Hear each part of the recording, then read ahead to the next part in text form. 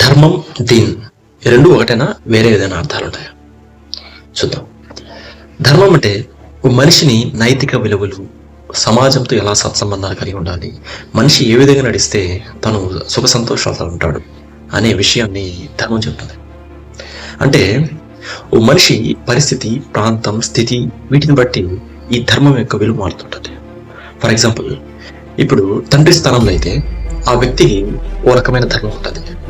బాధ్యత, కరుణ, న్యాయం ఇవన్నీ పరిస్థితిని బట్టి ఆ వ్యక్తి యొక్క ఆలోచనను బట్టి మారుతుంటుంది. అదే ధర్మం ఇప్పుడు చిన్న పిల్లవాడు అతని చిన్న కుమారుడి మీద అప్లై చేస్తే అవి చేయగలడా? చేయలేడు. కాబట్టి ధర్మం అంటే ఒక్కొక్కరికి పరిస్థితిని బట్టి, ప్రాంతాన్ని బట్టి, స్థితులను బట్టి మారుతుంటాయి. కాబట్టి ధర్మం అనేది అప్పుడప్పుడు మారుతుంటుంది.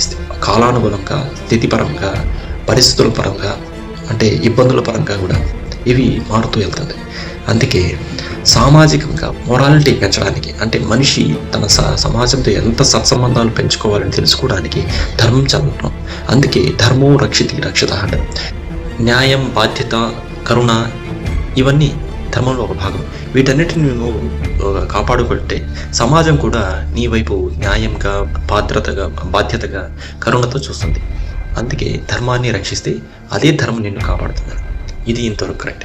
కానీ ఇక్కడ దీన్ అంటే ఒక జీవన విధానం. ఈ జీవన విధానం అంటే చాలా విస్తృతమైనది. జీవన విధానం ఒక ఇల్లు లాంటిది అనమాట. ఆ ఇంటిలో చిన్న చిన్న గదులు చాలా ఉంటాయి. ఆ గదుల్లో ఒకటి ఈ ధర్మం అన్నమాట. అంటే ఒక పెద్ద ఇంటిలో చిన్న గదే ధర్మం. అంటే ఈ ఇంటికి ఒక గది కావాలి. ఆ గది ధర్మం. అంటే ధర్మంతో కూడిన జీవన విధానం చాలా విస్తృతమైనది. కాబట్టి మొరాలిటీ, నేను ధర్మంగా బతికితే చాలు కదా, నాకు ఇంకెవరికి బాధ్యత చూపించాల్సిన అవసరం లేదు కదా, నేను ఇంకెవరికి జవాబు చెప్పుకోవాల్సిన అవసరం లేదు కదా అని అంటే అది చాలా అసంబద్ధమైనది, అసహజమైనది. కాబట్టి మనిషి కేవలం ధర్మంగా బతికినంత తాను అన్నీ సాధించాడు. కానీ ఆ మనిషి ధర్మంతో బతుకుతూ ఎవరికి సమాధానం చెప్తున్నాడు? తన యజమానికి బాధ్యత ఉంటున్నాడా? తానెవరు అని తనను తాను శోధించుకుంటూ ప్రతిసారి పుట్టినప్పటి నుంచి మరణించే వరకు ఆ వ్యక్తి తన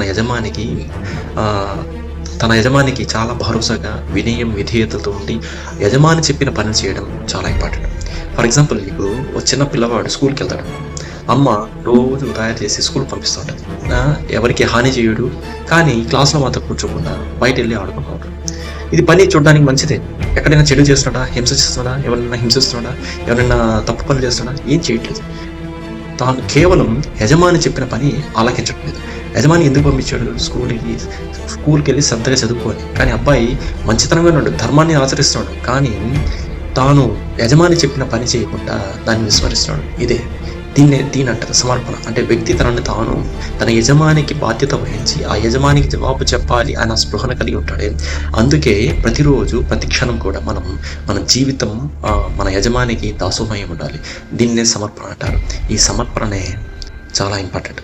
దీని లేకపోతే మన జీవితంలో కానీ, మన పరలోకంలో కానీ ఎక్కడ విజయం సాధించలేం. అందుకే ధర్మంతో బతకడం మాత్రమే సరిపోదు. అది ఈ జీవన విధానంలో ఒక గది లాంటిది.